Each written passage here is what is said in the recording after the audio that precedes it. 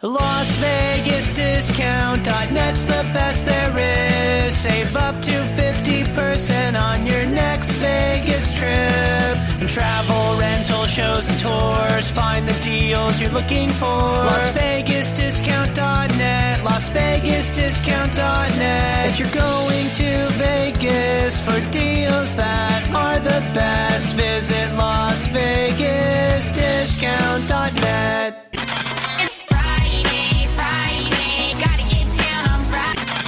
Hola, soy Julio César Chávez.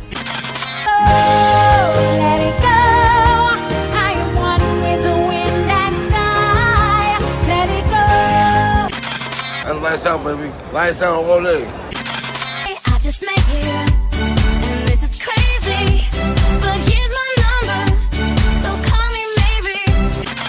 This is Sugar Ray Leonard, and you listen to Fight Net Radio. But first, let me take a selfie. I mean, this is ridiculous. It's a radio show. It ain't a 1-hour television spectacular. Everyone in this room is now dumber for having listened to it. Oppan Gangnam Style. Gangnam Style. Oppan Gangnam Style. We gon' know. I got eyes and ears everywhere. I got friends all over the world, man. What does the fox say?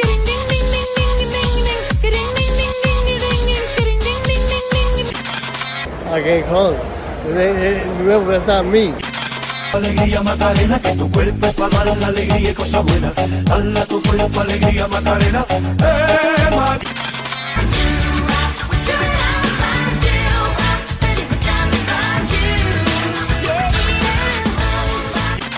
Hi, this is Manny Pacquiao. I'll fight anybody on FightNetRadio.com. You are listening to Ken Norton on Fight Net Radio, and I've been thinking that I would come out of retirement just to knock out Lee Honey. Gangnam Style. Hi, everyone. Welcome to Fight Net Radio. Lee Hanna, Chandra Labouche, bringing you the wonderful world of boxing. How are you today, Andrew? Doing good, Lee. Got home early, so life is good. So you'll be asleep sooner than later. I know the truth. Yes, sir. Oh, man, that's so right. I know. That's what happens when you get up early. So for those of you that are new-time listeners or you carried over from the last show and you just endured that crazy-ass intro, for those of you who don't know, I change it up. I change it up all the time. So Andrew hasn't heard it yet. It's kind of a surprise for him. So he listens to the show back. So I try to add stuff to the show so it's funny again the next day when Andrew listens to it again. I don't know if I want to give away why the intro is so funny, but let me just say this about the intro, Andrew. It's designed to put crappy songs in your head repeatedly. So I literally looked up every irritating song, and I cut clips out of all the irritating songs, and I put that in the intro. Sounds good. Yeah, you say that now, but when you're humming Let It Go tomorrow, or whoop, whoop, Gangnam Style, don't blame me. But you'll all get the joke, because you'll be all going through your day tomorrow, Hosel, Callie, the whole crowd, right? You guys will be going through your day, and all of a sudden, in your head will pop, whoop, whoop, Gangnam Style. Yep, I did that. That's me. And it makes me laugh. The intro made me laugh so many times. I'm not going to tell you. I only told you a couple of them. But let's say it's 4 or 5 do's. I actually debated cutting up this entire show today just to insert more irritating songs, just because I think it would be funny. But I know we have a bunch of brand new people listening to the show. We're like the popular girl at the dance at the moment, because apparently we picked the fight pretty correctly. Go figure. If it's your first time, that's not the first time we picked a fight correctly. If you're listening to us for the first time because you're frustrated about boxing, I'm your guy. Yeah, you picked the right show. Yes, sir. You picked the right show. if you're listening for the first time or the second time, and you're listening because you don't think there's any passion left and there's no fight fans, that will be Andrew. We cover the bases. I actually explain this. You can go to fightnetradio.com. It'll take you to our Facebook page. You can interact. Andrew and I are on it pretty much all day when we get a chance. He's got a real job. I sit behind a computer. So we're able to interact with the guys who listen to the guys and gals. There are gals who listen to the show. And we like to interact throughout the day. I think it Hey, was, Lee. Yeah. You know where the Cow Palace is in San Francisco or Daly City? Yeah, sure, of course. That's where I was at today. No heating at the Cow Palace. No heating at the Cow Palace. Bro, I've got the house up to 85 degrees. So let me give you for the new people, the long-standing thing. I am the least green. Now that it's been announced that we have 12 years left on the planet because of greenhouse gas and emission, Andrew, I can safely raise my hand and go, yep, I'm one of them. I drive hundreds of miles. I use up all the water. And in this particular case, I'm using up all the heating and electricity. I wanted to see if I could get my house all the way up to 99 so that I could turn on the air conditioner to cool down the house. Just to be shitty. Now that I know that the world's over in like 12 years. Right. I mean, I'm all for it. Hopefully this will get scientists off the stick and invent, sort of some kind of bullet, a silver bullet to fix everything. We're here to discuss boxing. Yeah, we also talk about other things as well. Because we have to amuse ourselves. Because, well, many times boxing's a little sucky. And I can't keep talking about it for an hour and a half straight. And I realize most of you are driving to and from really long, ponderous locations throughout the United States and the world. And if you're in Egypt, yeah, that's a thing. To all our Egypt fans, we're number one in Egypt with a bullet. You think we're kidding about that? That's a thing. Did we catch up on all the things? We explained the intro. We explained our perspectives on the sport. Well, I guess you guys want a bonus shit show, so let's do it. It was requested by our fans this week to do a bonus shit show because there was so much going on. Again, go to fightnetradio.com. You can actually see right on our banner Tyson Fury getting pancaked in the 12th and getting up like the Undertaker. How'd you like the wallpaper when you hit the page, Andrew? It's very nice. Thought you'd like that. Yes, sir. Well, during the day while you were actually really working at the Cow Palace, I ran a poll because I wanted to pretend like I'm really doing something to help promote this show. So, here was the poll. Who do you guys think actually won the fight? That was the poll I floated out through all the groups, all of social media, and here was the final vote. Literally,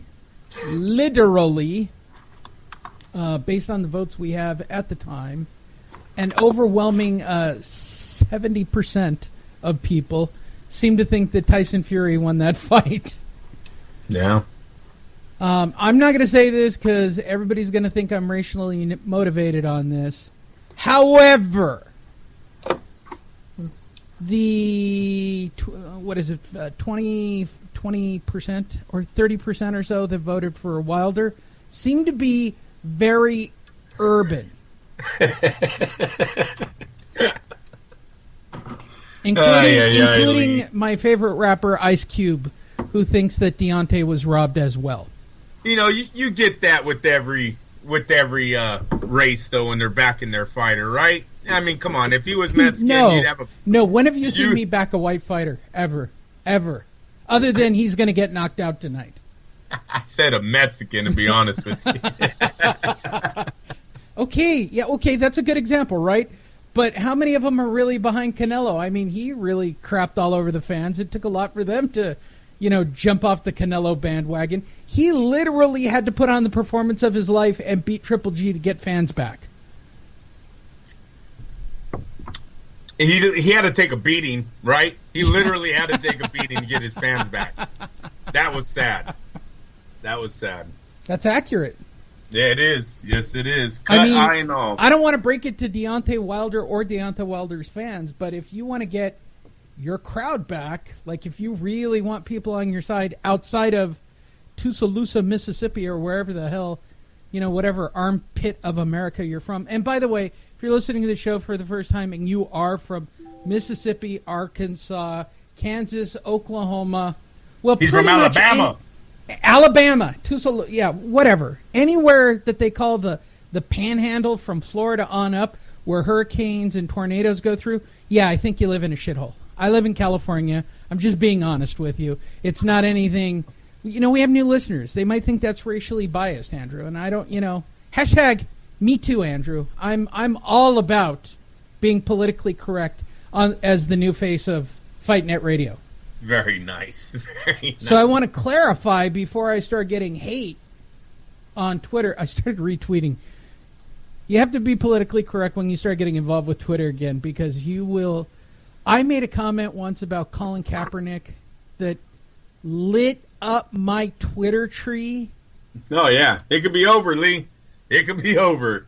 And my only comment was, yes, he's righteous for what he's doing, but he's not a good enough player to withstand what's about to happen to him. To which everybody goes, well, what are you saying? Are you hating on him because you're white? No. I'm saying the dude's making a lot of money, and he's about to lose a lot of money because he's going to stand up for something. I'm not saying, look, it's totally righteous. I get that. But he waited his whole life to play in the NFL, and this is going to be short-lived.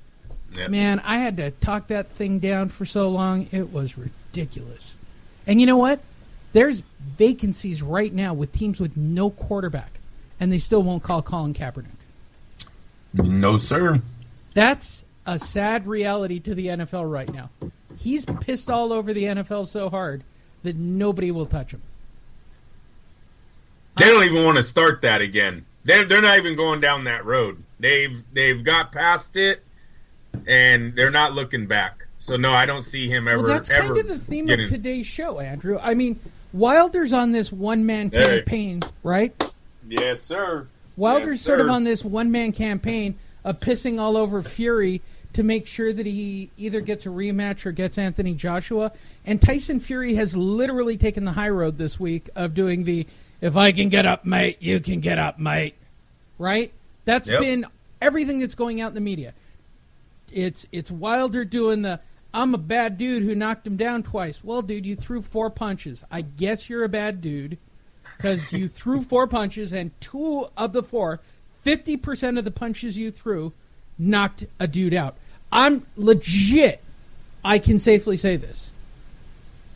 Deontay Wilder has got one of the most wicked punches I have seen since Mike Tyson. No doubt about it. Okay? No doubt about it. For a man who weighs 204 pounds soaking wet, that is a wicked-ass looping right hand that he throws. But he threw 4 punches, Andrew. He landed 16%. You know what I mean? Just stop right there. You're not even in the ballpark.